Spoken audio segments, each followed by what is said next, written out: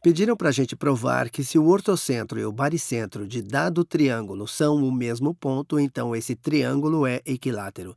Tem um triângulo aqui e vamos assumir que seu ortocentro e baricentro são o mesmo ponto. Só para revisar, o ortocentro é o ponto onde as três alturas de um triângulo se cruzam e o baricentro é o ponto onde as três medianas se cruzam. O que podemos fazer é supor que esses três segmentos aqui, que são tanto alturas quanto medianas, e aquele ponto aqui é tanto o ortocentro quanto o baricentro. Se assumirmos que esses segmentos são alturas, a gente pode dizer que eles são perpendiculares no lado oposto. Então, isso é um ângulo de 90 graus, os dois são 90 graus. Esses são os dois ângulos de 90 graus, esses são os dois ângulos de 90 graus. E o fato de ser um baricentro significa que cada um desses segmentos divide o lado oposto em dois. Isso nos diz que esse comprimento é igual àquele, esse comprimento, deixa eu usar uma cor diferente, esse comprimento é igual àquele, isso nos diz que esse comprimento e esse são iguais àquele.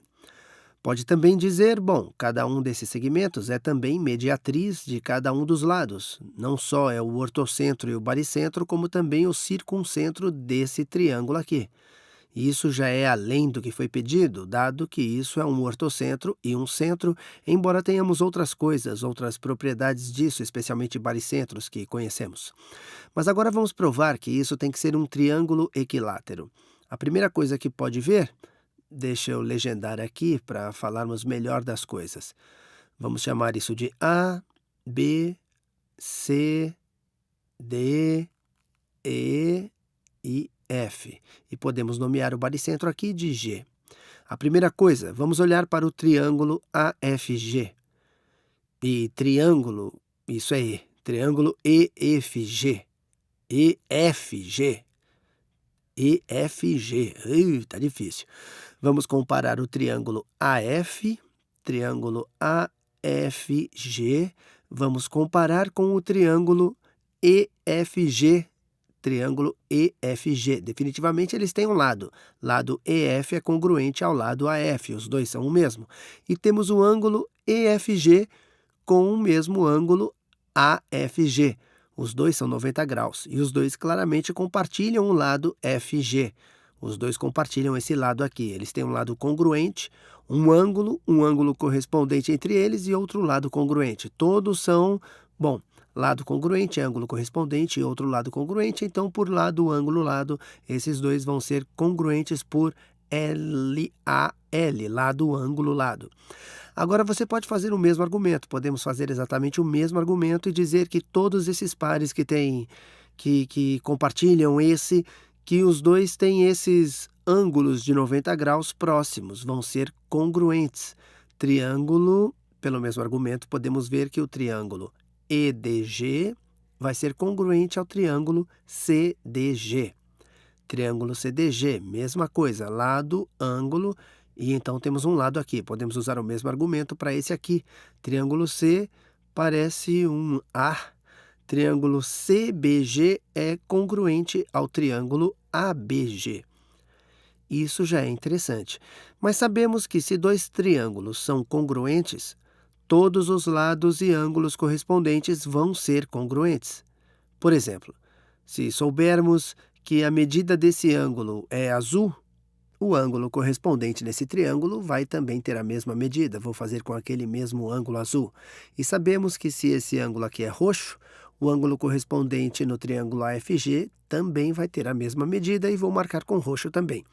Agora também sabemos as propriedades de ângulos opostos pelo vértice, que qualquer medida de ângulo de AFG, DGC, vai também ter a mesma medida, porque são opostos pelo vértice.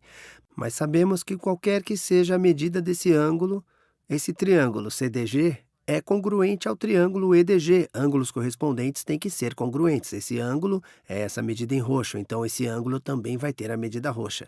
Daí então pode ver ângulos opostos. Isso é roxo, então isso também vai ser a mesma medida. E se isso tem uma medida, então isso vai também ter a mesma medida.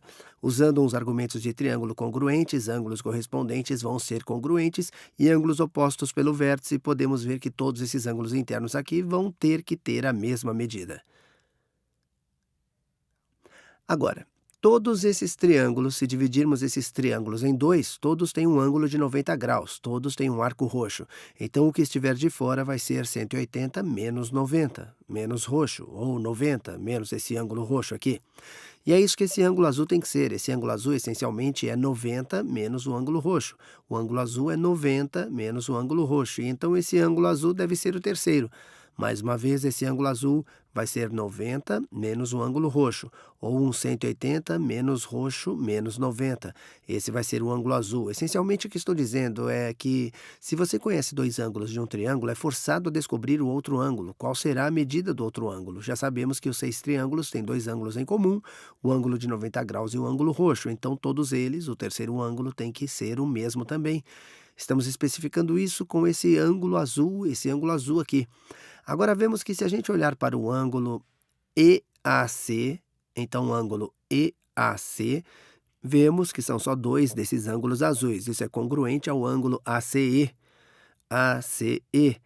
que são só dois desses ângulos azuis, que é congruente ao ângulo CEA, que são, mais uma vez, só dois desses ângulos azuis. Então, temos um triângulo aqui onde os 3 ângulos nesse triângulo são todos congruentes. Então, é um triângulo equilátero. São 60 graus, nós já provamos. Se os 3 ângulos são iguais, os 3 lados também são iguais.